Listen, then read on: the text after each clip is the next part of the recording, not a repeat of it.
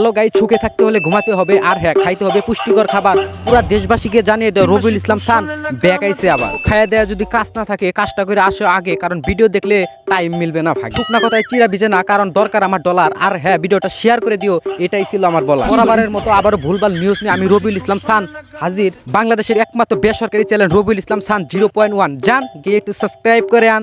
আমরা যার কাছ থেকে ভুলভাল ইন্টারভিউ নিব সে হচ্ছে একজন ডাক্তার, কিন্তু নিজেকে দাবি করে সে একজন বুদ্ধিজীবীর মাস্টার, কিন্তু এলাকা সবাই চিনে সে একজন তামুক বিক্রেতা। চলুন আজকে আমরা সরাসরি তার সাথে আমরা লাইভ গিয়ে দেখবো তার জীবন কাহিনী, এবং সব আমরা জীবন কাহিনী তার মুখ থেকে আমরা শুনবো। চলুন আসুন। এই মাত্র আমি সাকিব স্টাইল ডাক্তারের সাথে এখন আপনাদের পরিচয় করে দেবো, লাইভ আপনারা শুনুন সে তার মুখ থেকে কি বলে। আপনার নাম কি? Sakib style doctor. তো আপনাকে মানে এই এলাকার মানুষকে আমি আপনার ইন্টারভিউ নিয়ে দেখেছি, আপনাকে বলেছে আপনি বলে একজন তামুক বিক্রেতা। না, খালি আমি খেলে একটু বেশি কথা শুনলাম ওই যুবক যে পোলাপান আছে যেটা একবারে যুবক, সেগুলো বলে আপনার কাছে এই যে মানে এগুলা কি বলে খায়, এগুলা খাইলে বলে বুদ্ধি হয়, এগুলা কি আসলে কি সত্যি? সত্যি। আমি আপনাকে একটা কথা বলি। আচ্ছা, আপনি সব কথাই বলতে পারেন, আজকে বলেন। বাংলাদেশের বিজ্ঞানীরা কয়দিন চাঁদে যায়? আমার জানা মতে বাংলাদেশের বিজ্ঞানীরা হয়তো 2 থেকে 3 বার চাঁদে গিয়েছে। গুজো চাকরি নিছে না পরীক্ষাতে চাকরি নিছে?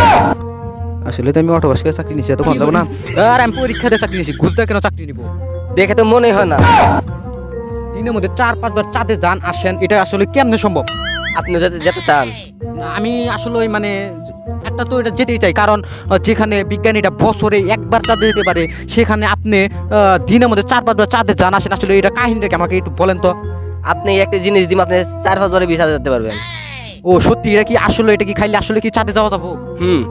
জিনিসটা যদি একটু আমাদের বা দর্শকটা একটু দেখাই দেন, আমরা একটু মানে খুশি ফিল হতাম যে এই জিনিসটা বিজ্ঞানীরা একবার চাঁদে যেতে পারে না প্রতি বছরে, আর আপনি দিনের মধ্যে খেয়ে মানে 4-5 বার চাঁদে যান। আসলে জিনিসটা আমরা একটু দেখতে চাই, আপনি কি বলেন? আসলে একটু চিপাই যাই, আসুন দেখি, আমরা আসলে চিপায় যাই, দেখি সে কি বলে, তার মূল কাহিনীটা আমরা শুনি। তো আপনি চিপায় আসতে বললেন কেন? যদি পুলিশ যদি আশেপাশে থাকে তাহলে আসলে আমি এক জায়গায় বেশিক্ষণ থাকতে পারি না। তো আপনি এক জায়গায় বেশিক্ষণ কেন থাকতে পারেন না? কারণ বাংলাদেশে পুলিশ বাহিনী বুদ্ধিতে মারা ষড়যন্ত্র চলতেছে। কেন মানে বাংলাদেশে মানে বুদ্ধিজীবী লোকটার একটা মর্যাদা দেওয়া উচিত, আপনাকে মারার ষড়যন্ত্র করে কেন? আসলে আমি যে বড় বুদ্ধিজীবী লোক। আপনি বড় বুদ্ধিজীবী? কিভাবে বুদ্ধিজীবী তো আমি বুঝছি। আপনি কি বাংলাদেশের যুদ্ধ দেখছেন? 1971 সালের যুদ্ধ কি, যেটা আমাদের বাংলাদেশ স্বাধীনতার জন্য হয়েছে? হ্যাঁ। ওই যুদ্ধ তো আমি দেখি নাই, আমার দাদাও দেখে নাই। তবে ওই যুদ্ধের কথা আমি শুনছি, তবে ওটার সাথে অনেক মিল আছে। তো আপনি হচ্ছেন একজন বুদ্ধিজীবী লোক, আপনার ওই যুদ্ধের সাথে আপনার কি মিল? ওটার সাথে অনেক তুলনা আছে আমার। ওর সাথে আপনার জীবন কাহিনী এগুলা মানে আপনার যুদ্ধের সাথে কি মিল আছে? আপনি কি বালের নিউজ বাদ দিবেন? আমার চাঁদে সময় হয়ে গেছে। এই আর কিছুক্ষণ মানে একটু ওয়েট করেন। চাঁদে থাকেন কেন? আমি নিচে কম থাকি, চাঁদে একটু বেশি থাকি। ও মানে সবসময় আপনি কি মানে চাঁদেই বেশি থাকেন? হ্যাঁ। আপনি চাঁদে থাকেন কেন, এটা যদি আমাদের মাঝে বা দর্শকদের মাঝে একটু বলতেন। আসলে বালের নিউজ বাদ দিন, ভাই শুনেন 2 মিনিট ভাই শুনেন। তো সুপ্রিয় গাইস, আপনারা সবই দেখলেন, বুঝলেন এবং কি সবই লাইভ দেখলেন। তো সে আমাদেরকে একটা সিদ্ধান্ত দিয়েছে, সে বলে সবসময় চাঁদেই থাকে, নিচেই কম থাকে। তবে আমাদেরকে সেই ওই কনফার্ম হয় সে ওটা বলে না, সে কখন বা নিচে থাকে কখন চাঁদে থাকে এরকম আমাদের কোনো কিছুই বলে নাই। সে আমাদের কাছে বিদায় নিয়েছে। এবারের মতো ভুলভাল নিউজ নিয়ে আবারও আজকে হাজির হয়েছিলাম আপনাদের মাঝে। আমার যদি কোনো ক্ষমা হয়ে থাকে তবে ভুল করে দিয়েন, মানে করে দিয়েন।